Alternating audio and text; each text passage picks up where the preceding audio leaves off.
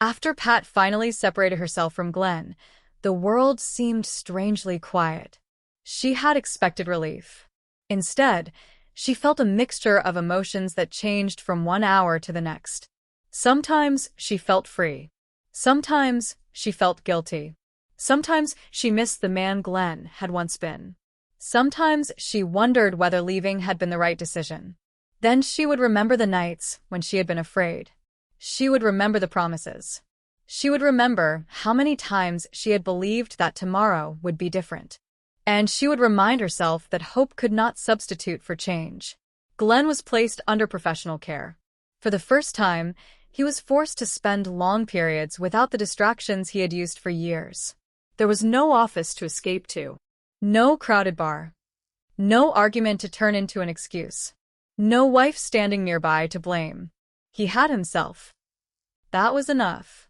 At first, he hated the quiet. He wanted to leave. He wanted to return to Pat. He wanted to explain everything. But gradually, the people helping him refused to let him hide behind explanations. They asked him to talk about his choices. They asked him to talk about his childhood. They asked him to talk about failure. They asked him why he believed other people were responsible for his disappointment. Glenn became defensive. Then angry, then tired. Eventually, he began listening. He remembered his father. He remembered the hardware business. He remembered the disappointment in his father's voice whenever he talked about the life he had wanted. Glenn realized that he had inherited more than memories. He had inherited a way of thinking. When something went wrong, blame someone. When life became difficult, escape. When shame appeared, hide it. When fear appeared, turn it into anger. He had followed that pattern for years. But recognizing a pattern did not mean he had to continue it. That became the central idea of his recovery. He could choose differently.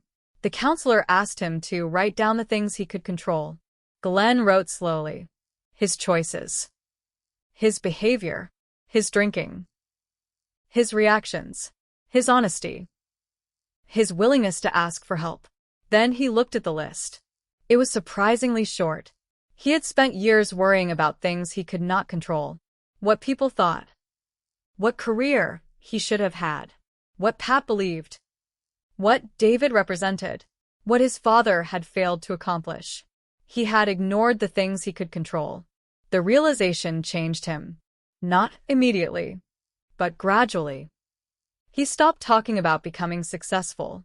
He started talking about becoming responsible. He stopped talking about proving himself. He started talking about understanding himself. Those were subtle differences, but they mattered. Pat, meanwhile, began building a new life. She moved into a smaller home. The house was modest, but it was peaceful. She chose furniture that she liked. She put flowers near the window. She bought books. She invited Betty over. She began cooking again. At first, she found herself listening for sounds that were no longer there. A door opening. A key turning.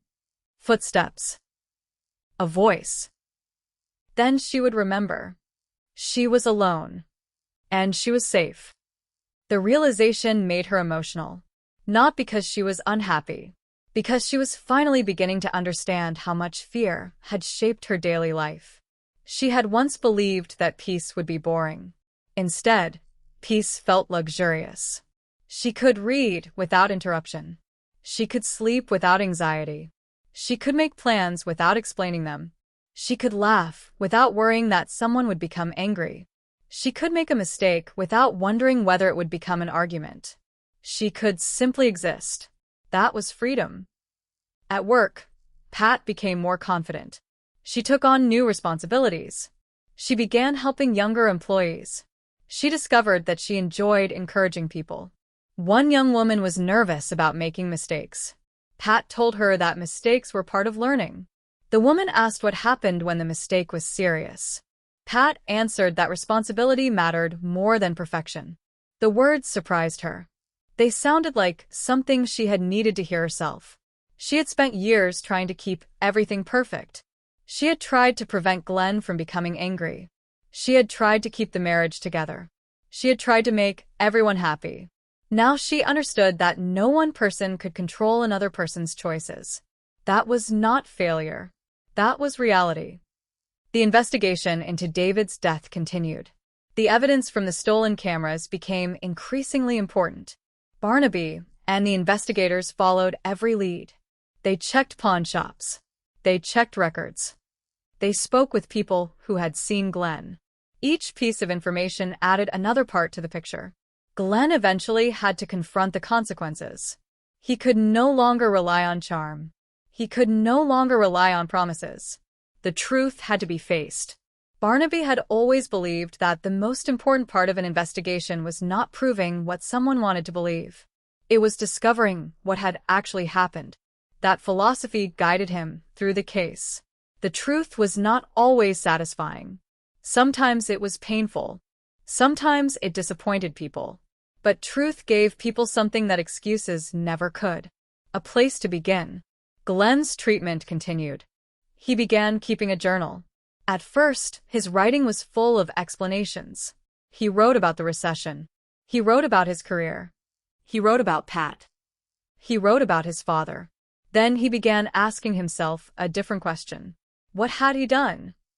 The answer was uncomfortable, but he wrote it down. He had allowed disappointment to become resentment. He had allowed resentment to become anger. He had used alcohol to escape responsibility. He had expected Pat to repair problems she had not created. He had demanded loyalty without giving her safety. He had confused love with possession. The list was difficult to read, but it was honest. For the first time, Glenn was not writing a story in which he was the victim of everyone else's decisions. He was writing a story in which he was responsible for his own. That realization did not erase what had happened. It did not erase the investigation. It did not erase Pat's fear. It did not erase David's death. But it gave Glenn something he had never had before. A reason to change that did not depend on whether Pat returned. That mattered. Because if he changed only to win Pat back, he would still be making his life about someone else. He needed to change because he wanted to become a better person. Pat heard about his progress. She was relieved. But she remained cautious. She did not want to become responsible for his recovery. She did not want to become the reason he stayed sober. She did not want to become the reward for good behavior. She wanted him to learn how to stand on his own. That was the healthiest thing she could do. One day, Glenn asked whether Pat would visit. The answer was no. Not yet. He was disappointed. But he did not argue. He did not demand an explanation. He accepted the decision. That was progress. Pat later learned about it. She smiled. It was a small thing, but small things mattered. She remembered the man who once refused to accept boundaries. Now he was learning to respect them. Perhaps change was possible. But Pat understood that possibility did not create obligation. She could hope for his recovery without promising him her future. That distinction gave her peace. One afternoon, she decided to take a trip with Betty. They chose a warm place near the ocean. The trip was not about escaping the past. It was about creating something new. The flight was long. Betty brought too much luggage. Pat teased her. They laughed. When they arrived, the warm air made them both smile. They walked along the beach. They ate dinner. They watched the sunset. There was nothing dramatic about the trip. That was exactly what made it wonderful. Pat realized that she had spent years waiting for dramatic changes. Now she appreciated ordinary happiness. A quiet meal. A good conversation. A beautiful sunset. A morning without fear. The trip gave her a new perspective. She could remember the past without allowing it to define her. She could think about Glenn without feeling responsible for him. She could care about what happened to him without returning to the life she had left. She could forgive herself. That last part was important. Pat had blamed herself for staying too long. She had blamed herself for believing promises. She had blamed herself for not recognizing the seriousness of the situation sooner. But she was learning to be kinder to herself. She had made the best choices she could with the understanding she had at the time. Now she knew more. Now she could choose differently. When she returned home, she placed photographs from the trip in an album. There were pictures of the ocean, pictures of Betty laughing, pictures of meals, pictures of places they had visited. There were no pictures of the past. Only the present. Only new memories. Pat placed the album on a shelf. Then she stood back and looked around her home. It felt like hers. Completely hers. That feeling was priceless. Glenn was changing too. He began studying again. He found a small technical program. The work was difficult. He struggled. He became frustrated. But he did not quit. He began remembering why he had loved engineering in the first place. He enjoyed solving problems. He enjoyed designing things. He enjoyed the satisfaction of seeing an idea become something real. Perhaps his old dream had not been destroyed. Perhaps it had simply changed shape. He stopped worrying about becoming the person he had been as a young man. Instead, he began asking who he could become now. That question was more difficult. It was also more meaningful. Eventually, Glenn was offered an opportunity to assist with technical work. It was not a prestigious position. It was not the career he had once imagined, but it was honest. He accepted. His first day was uncomfortable. He made mistakes. He asked questions. He apologized too much. His supervisor smiled. "You do not have to apologize every time you ask something." Glenn laughed. "I am still learning." That is allowed. Those words stayed with him. That evening, Glenn went home tired. But he was proud. He had worked honestly. He had learned something. He had made mistakes without running away. He had finished the day without blaming anyone. It was not a perfect day. It was a good one. And for Glenn, that was enough. Pat continued moving forward. She became more comfortable with her own decisions. She began thinking about the future without automatically imagining marriage.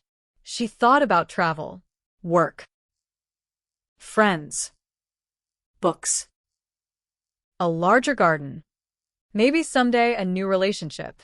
But she did not rush. She had learned that rushing into a new life simply to escape an old one was not freedom. Freedom was choosing carefully. She wanted her next chapter to be built on respect. She wanted mutual trust. She wanted kindness. She wanted laughter. She wanted a relationship in which two people could disagree without fear. She did not know whether she would find that, but she knew she would never again accept less simply because she was afraid of being alone. That was one of the most important changes in her life. One evening, Pat received a letter from Glenn. She recognized his handwriting. She opened it slowly. The letter was different from the ones he had written before.